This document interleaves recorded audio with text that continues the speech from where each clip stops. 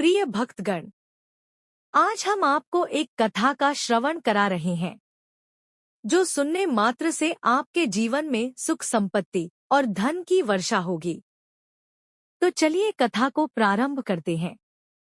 भगवान शिव माता पार्वती से कहते हैं, जब हिम्मत टूट जाए तो मानव क्या करे। तब माता पार्वती कहती हैं, जिस तरह से दिन में कई बार धूप और कई बार छाव आती जाती है, ठीक उसी प्रकार से मानव के जीवन में मुख और दुख का आना जाना लगा ही रहता है। लेकिन मानव का ध्यान केवल दुखों पर होता है और मानव को ऐसा प्रतीत होता है कि व्यक्ति के जीवन में केवल दुख ही है। लेकिन वास्तविकता देखी जाए तो यह पता चलता है कि मानव के जीवन में केवल एक ही दुख है। फिर भगवान शिव कहते हैं, लेकिन वह कौन सा दुख है जिसके कारण मानव हमेशा दुखी रहता है, परेशान रहता है और चिंतित भी रहता है। इसलिए हे देवी, वो एकमात्र दुख क्या है। तब माता पार्वती कहती है कि देवों के देव महादेव, आपसे भला कोई ऐसी चीजें आज तक ब्रह्मांड में छुपी हुई नहीं है। इसलिए आप ही आगे की बात बताएं। कि भगवान शिव कहते हैं कि प्रिय, आज के बाद की कहानी के माध्यम से समझते हैं और ये भी जानने का प्रयास करते हैं कि आखिर उसका समाधान क्या है और मानव को अपने दुख को नियंत्रित करने के लिए क्या कर सकता है। अगर आप यह कहानी सुन रहे हैं तो पूरा सुनिए। इस कथा को आधा अधूरा छोड़कर जाने की गलती मत करिएगा, क्योंकि इस पवित्र कथा को पूरा सुनने से मनचाहा फल की प्राप्ति होगी। इसलिए इस कथा को पूरा सुने। आप शिव भक्त हैं तो भोलेनाथ का अनादर ना करें। तो चलिए कहानी प्रारंभ करते हैं। बहुत समय पहले की बात है। एक छोटा सा राज्य था। उस राज्य में एक व्यापारी रहा करता था जो बहुत अमीर था, जिसके पास किसी चीज की कोई कमी नहीं थी। उसके पास वो सारी सुख सुविधाएं थी जिसमें जो वह चाहता था वह उस समय प्राप्त कर सकता था। उसका एक पुत्र भी था जो अब युवा हो चुका था। उस व्यापारी के पुत्र ने अब तक अपने जीवन में कोई दुख नहीं देखा था। जो भी वह चाहता था व्यापारी उसे सब कुछ लाकर दे देता था, जिस कारण से उसने अपने जीवन में किसी प्रकार के दुख का अनुभव अब तक नहीं किया था। उस व्यापारी के पुत्र को बहुत सारे मित्र भी थे। उस व्यापारी के पास अथाह संपत्ति थी, धन दौलत की कोई कमी नहीं थी। लेकिन एक दिन अचानक वो व्यापारी बीमार पड़ जाता है और देखते ही देखते उसकी बीमारी ने उस पर हावी हो जाता है। वो व्यापारी अपने जीवन की आखिरी सांसें गिनने लगता है। अब उस व्यापारी कोड़ोट ये प्रतीत होने लगा था कि अब वह नहीं बच पाएगा। उसका अंतिम समय आ चुका है। इसलिए उसने अपने पुत्र को अपने पास बुलाया और उससे कहा, बेटा, तुमने आज तक केवल मुखी मुख देखा। तुम्हें जो कुछ चाहिए था वो मैंने सब कुछ तुम्हें लाकर दिया। इसलिए तुमने आज तक दुकान भाव नहीं किया। लेकिन दुख क्या होता है ये तुम्हें पता तक नहीं, और इसी बात की चिंता मुझे खाए जा रही है कि जब तुम्हारे ऊपर दुखों के बादल मंडराए तब तुम सही नहीं कर पाते। इसलिए आज मैंने तुम्हें यहाँ पर बुलाया है। मैं बस आखिरी समय पर तुमसे ये कहना चाहता हूँ कि तुम हर दम सावधान रहें। मेरी मृत्यु के बाद तुम्हारे अपने ही तुम्हारे दुखों का कारण बन जाएगा। इतना कहकर उस व्यापारी की मृत्यु हो जाती है। उस व्यापारी का पुत्र अपने पिता की मृत्यु पर बहुत दुखी हो जाता है। वह रोता रह जाता है। तभी उसके पास उसका एक मित्र है और उसे समझाते हुए कहता है, मित्र, तुम रो क्यों रहे हो?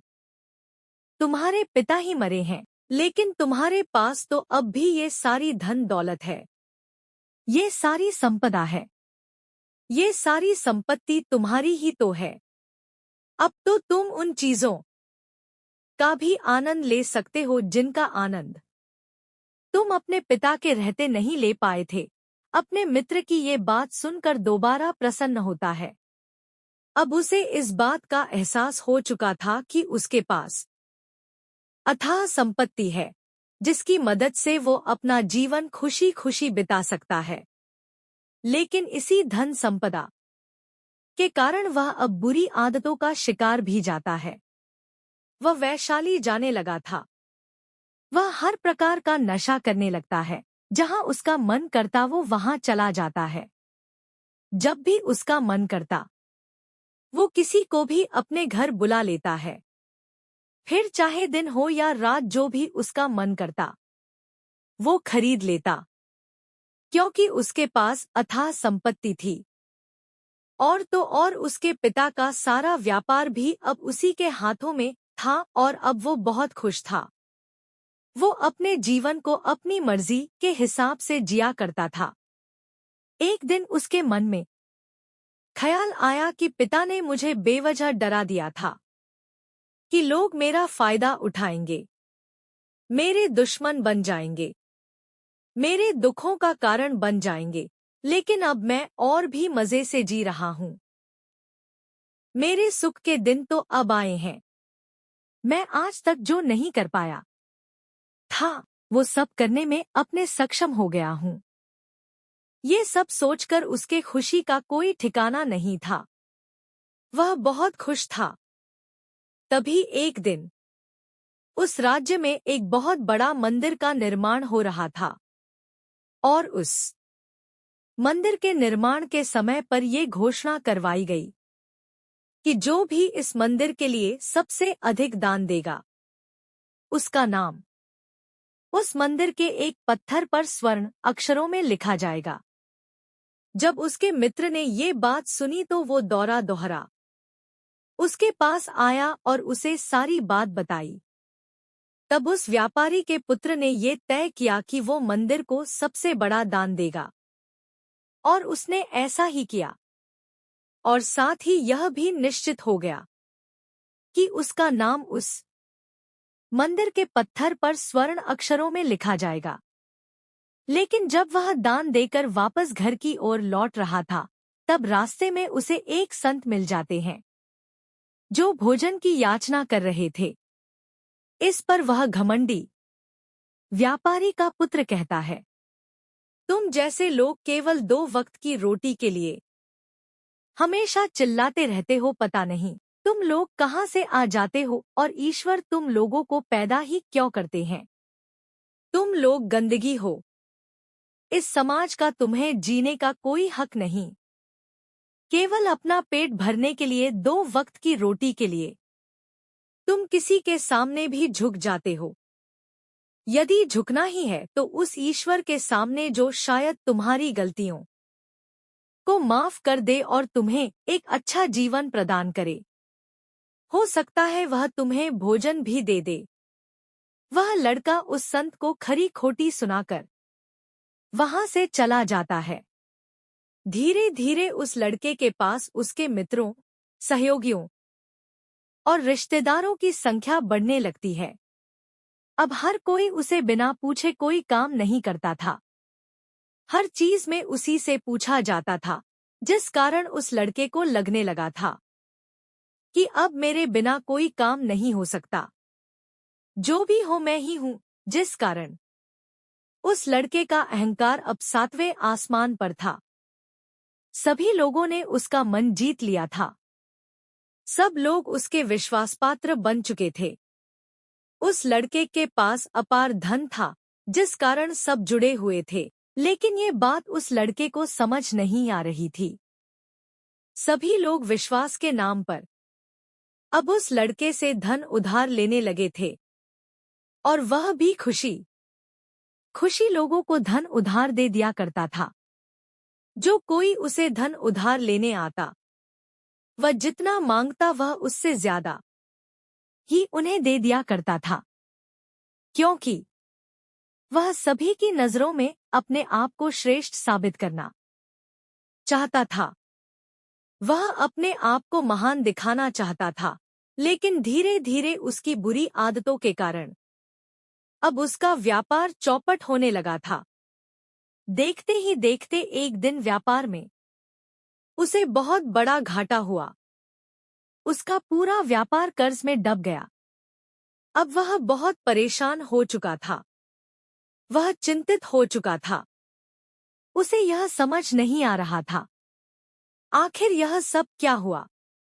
मेरे पास तो कुछ समय पहले अपार धन था और आज मेरे ऊपर बहुत बड़ा आकर्षण है जिसे मुझे चुकाना ही होगा। तभी उसे याद आया कि जो धन उसने अपने मित्रों को दिया था, अपने रिश्तेदारों को दिया था, उन सभी से वह अपना दिया हुआ धन वापस मांगना शुरू किया, लेकिन किसी ने भी उसका दिया हुआ था उसे वापस नहीं किया, बल्कि लोगों ने उसे दुत्कार कर वहां से भगा दिया। वह एक एक करके सभी के पास गए, लेकिन किसी ने उसकी कोई मदद नहीं की। देखते ही देखते उसका सब कुछ बदल गया। अब उसके पास कुछ न था। वह सड़क पर आ चुका था। तभी वह सोचने लगा कि अपने मुख के दिनों में मैं यह नहीं जान पाया कि मैं अपने शत्रुओं से घिरा हुआ हूँ। मेरे पिताजी सही कहते थे कि मेरे अपने ही मेरे दुखों का कारण बनेंगे। फिर वह अपने पिताजी का धन्यवाद करता है और कहता है कि मैं आपकी बातों को समझ नहीं पाया और आज देखिए क्या हो गया है। वह सारा दिन यहाँ से वहाँ भटकता रहता था और सोचता रहता कि अब आगे क्या होगा। वह कैसे खाएगा, कहाँ रहेगा और कैसे आएगा। उसे अपने पिता की याद बार बार सता रही थी। मैं उन्हें याद कर करके रो रहा था। उसकी आंखों से आंसू बह रहे थे, लेकिन अब बहुत देर हो चुकी थी। अब धीरे धीरे उसे भूख भी लग रही थी। तभी उसने सोचा कि मैं उसी मंदिर पर जाता हूँ जहां पर मेरा नाम स्वर्ण अक्षरों में लिखा था। मैं वहां जाकर कुछ मदद मांगता हूँ। तब वह डरता वहां पहुंचता है और वहां के पुजारी से वह कहता है, पुजारी जी, आपने मुझे पहचान। मैं वही हूँ जिसने इस मंदिर को सबसे बड़ा दान दिया था और मेरा नाम इस मंदिर के पत्थर पर स्वर्ण अक्षरों में लिखा गया था। हालांकि इस समय मेरी हालत कुछ खराब है और मेरे पास खोने के लिए भी कुछ नहीं है। क्या आप मुझे कुछ भोजन दे सकते हैं? मैं भूखा हूँ। मुझे बहुत जोर की भूख लगी है। मेरे अपनों ने मुझे धोखा दे दिया है। क्या आप मुझे कुछ भोजन दे सकते हैं? तभी पुजारी कहता है, भिखारियों का भोजन इस मंदिर के बाहर दिया जाता है। मंदिर के अंदर नहीं जाओ और जाकर बाहर बैठ जाओ। और रही बात तुम्हारे दान की, तो भिखारी का नाम मंदिर के पत्थर पर स्वर्णाक्षरों में नहीं लिखा जाता। पुजारी ने तुरंत ही उस लड़के का नाम मंदिर के उस पत्थर पर से हटवा दिया और फिर एक बार घोषणा करवा दी कि मंदिर को जो सबसे बड़ा दान देगा, उसका नाम इस मंदिर के पत्थर पर स्वर्ण अक्षरों में लिखा जाएगा। यह सब देखकर वह लड़का का बड़ा हैरान था, बड़े अचरज में था। वह मन ही मन रो रहा था और सोच रहा था कि जीवन कितना दुखदाई है और जीवन बहुत छोटा भी है। और इस चीज को मैंने जान लिया है कि पत्थर पर लिखा हुआ नाम भी मिटाया जा सकता है। यदि पत्थर पर लिखा हुआ नाम मिटाया जा सकता है तो इस जीवन का क्या मोल।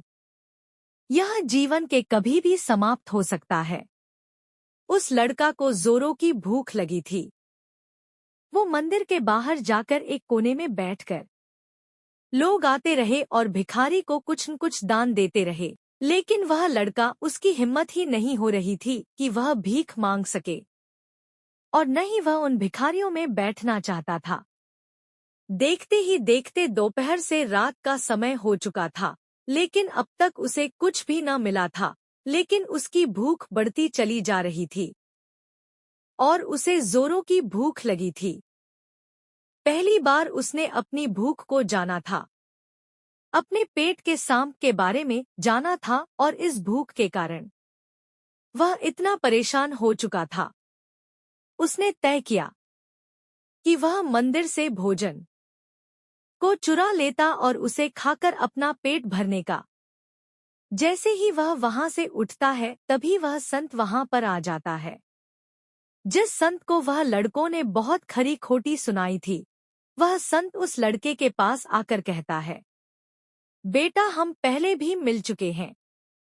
प्रसाद भिक्षाटन से वापस लौट रहे थे तो तुम्हें यहाँ पर देखा तो सोचा कि तुम्हें कुछ भोजन देते हुए चलो, ये लोग खा लो। तुम्हें जोरों की भूख लगी होगी। मैं तुम्हें जानता हूँ। मैं समझता हूँ कि यह हालात तुम्हें जबरदस्ती झुकाना चाहता है, लेकिन तुम लोगों के सामने झुकना नहीं चाहते। अगर तुम लोगों के सामने झुक गए ही नहीं तो तुम्हें भोजन भी नहीं मिलेगा। आज तो मैंने तुम्हें भोजन दे दिया है, जिससे तुम्हारी भूख मिट जाएगी, लेकिन ये भूख रोज लगेगी। ये पेट की आग कभी नहीं मिटती। ये एक ऐसी बीमारी है जिसका कोई इलाज नहीं। भूख से बड़ी बीमारी इस दुनिया में कोई है ही नहीं है।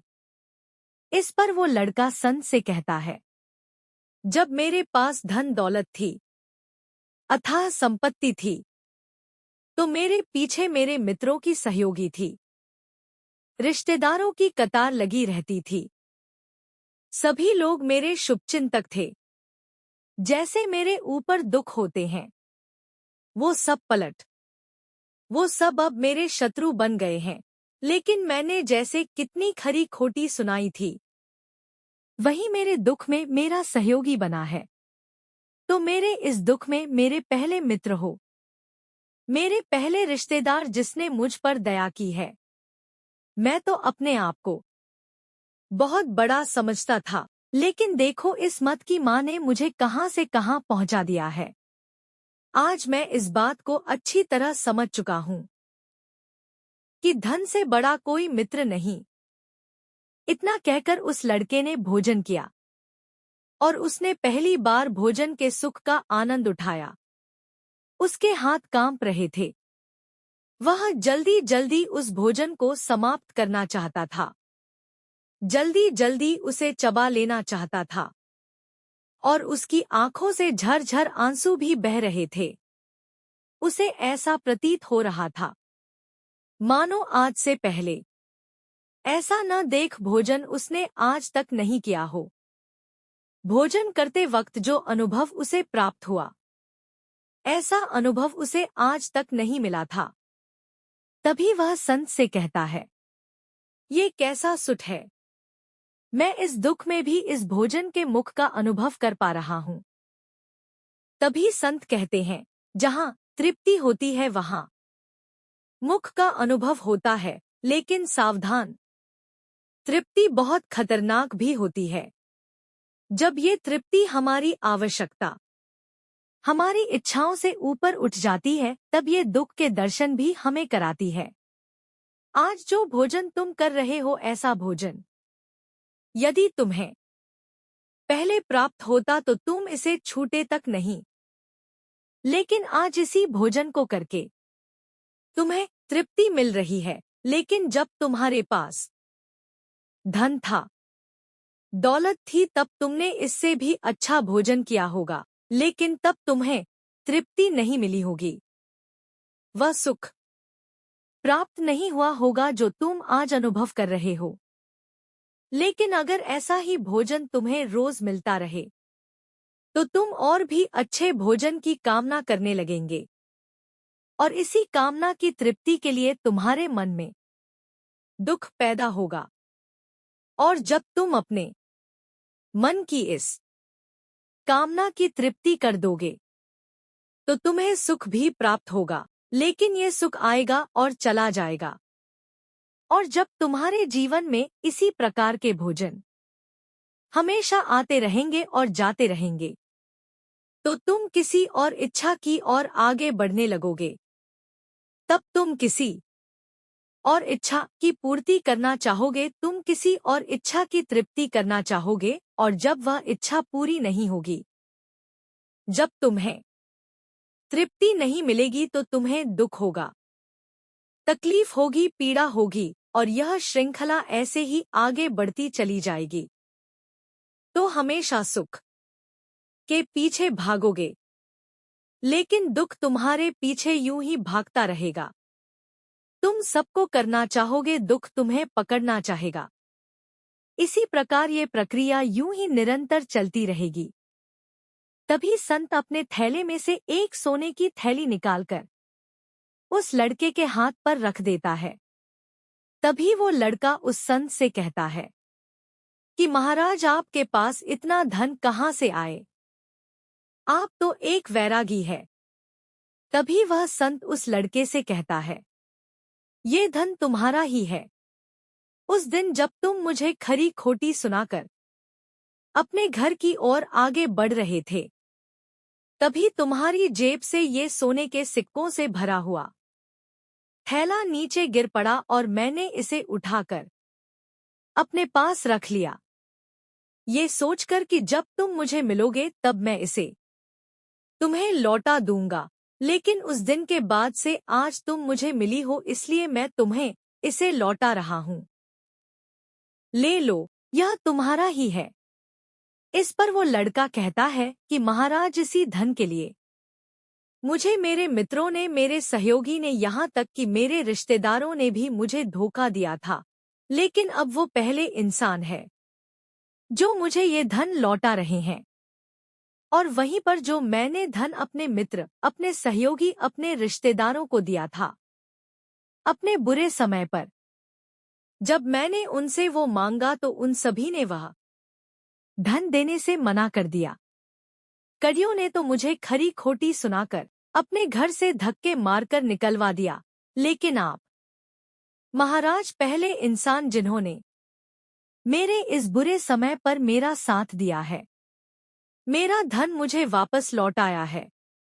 मैं आपकी सहायता के लिए आपका आभारी रहूंगा। मैं इस धन से अपना व्यापार फिर से शुरू करूंगा और इस व्यापार को नई ऊंचाइयों तक ले जाऊंगा। तभी वसंत उस लड़के से कहते हैं, हमें कोई दुख नहीं देता, बल्कि दुख के कारण तो हम स्वयं ही होते हैं। हम स्वयं ही खुद को धोखा देते हैं। मुख में हम भ्रमित रहते हैं। हमें ये पता नहीं चलता कि हम सही कर रहे हैं या गलत, और इसी प्रकार हम एक मायाजाल में फंसते चले जाते हैं, क्योंकि सुख में हम अपनी आंखें बंद करके बस उस मुख का आनंद लेते हैं और हम किसी चीज की तरफ ध्यान नहीं देना चाहते। हम नहीं जानना चाहते कि जीवन मीठा हो तो कड़वा भी है, सच है तो झूठ भी है। मुख में हम केवल अपने अहंकार को बढ़ावा देते हैं। तब इस पर वह लड़का कहता है, आप ठीक कहते हैं। जब मेरे पास धन दौलत थी, अथाह संपत्ति थी, तब मैं अंधा हो चुका था। मैं किसी चीज पर ध्यान नहीं देता था। मैंने अपने इन दोनों हाथों से धन लुटाया है, और आज जब वो मेरे पास नहीं है, तब मुझे उसके जाने का एहसास हो रहा है, और अब मैं इस धन के लिए दुखों से जूझ रहा हूँ। तब जाकर मेरी आंखें खुली हैं। तभी मैं ये भी जान पाया कि कौन मेरे साथ है और कौन मेरे खिलाफ। और ये जो ज्ञान दुख द्वारा मुझे प्राप्त हुआ है, ये ज्ञान मैं हमेशा अपने साथ रखूंगा। अपने मुख में भी अब अपनी आंखें खुली रखूंगा। आखिर संत कहते हैं, मानव शरीर में बहुत ऊर्जा, बहुत शक्ति है, पर हम उन्हें बेकार की चीजों में यूं ही व्यर्थ कर देते हैं। बेकार के कामों में लगा देते हैं, जिससे हमारा पूरा जीवन यूं ही व्यर्थ हो जाता है। हम में से अधिकांश लोग हमेशा अपने आप को कोसते रहते हैं, उस ईश्वर को यह दोष देते रहते हैं कि आखिर मैं इतना दुखी क्यों हूं। और हम में से अधिकांश लोगों के मन में यह सवाल तो उठता ही रहता है, पर इसका जवाब बड़ा सीधा और सरल है, क्योंकि वो परमात्मा चाहता है कि हम उस दुख का अनुभव करें। तो परमात्मा हमें उस परम सुख तक ले जाना चाहते हैं, जहां पर हमें यह पता चल सके कि इंसान की आत्मा का अस्तित्व क्या है और वो परम आनंद का सुख है। इतना कहकर संत वहां से चला जाता है। फिर भगवान शिव कहते हैं, मानव अपने आप को न पहचान पाना, अपनी शक्तियों को न पहचान पाना, इंसान अपने आप को न जान पाना, अपने आप को इकट्ठा न कर पाना, अपने आप को नियंत्रित न कर पाना। मानव के जीवन में केवल एकमात्र यही दुख है, क्योंकि मानव अपने आप पर कभी ध्यान नहीं देता है, अपने आप को एकत्रित करने का कभी प्रयास तक नहीं करता है। लेकिन इस चीज को न देकर मानव बाकी के इधर उधर के दुख कोडोट देखकर हमेशा चिंतित रहता है, परेशान रहता है, और मानव अपना पूरा ध्यान उन्हीं दुखों पर लगाए रहता है। लेकिन जो वास्तविक दुख है, इस पर मानव का ध्यान तभी जाता है नहीं। लेकिन वास्तविकता तो यही है कि जब भी मानव अपने जीवन में कोई दुख होता है, तो मानव का ध्यान खुद पर होना चाहिए। आखिर दुखी मैं क्यों हूं? मैं क्यों हूं? मैं क्यों? मानव को नजर आने लगता है। तब मानव ध्यान की तरफ आगे बढ़ने लगता है। इंसान अपने आप को खोजने की तरफ आगे बढ़ने लगता है। तब मानव के सामने कोई भी समस्या बड़ी नहीं रह जाती। मानव किसी भी बड़ी से बड़ी समस्या का समाधान सरलतापूर्वक कर सकता है। इसलिए इंसान खुद को जाने, खुद को पहचाने, क्योंकि जो सत्य, जो क्षमता मानव के भीतर है, वो किसी और के पास नहीं है। मानव उस परम शक्ति का एक रूप है। मानव अपनी शक्ति को पहचाने। आप कौन है, क्या है, उसके बाद मानव के सामने किसी प्रकार का भी दुख टिक नहीं पाएगा और हर परिस्थिति में खुश रहना सीख जाएगा। इतना कहकर भगवान शिव इस कहानी को समाप्त करते हैं। इस वीडियो को बोलते समय कोई त्रुटि हो तो मैं क्षमा चाहता हूँ। उम्मीद है आप सभी को ये वीडियो अच्छी लगी होगी। अगर आप शिव के सच्चे भक्त हैं, तो चैनल को सब्सक्राइब और वीडियो को लाइक करके कमेंट में हर हर महादेव लिख दीजिए।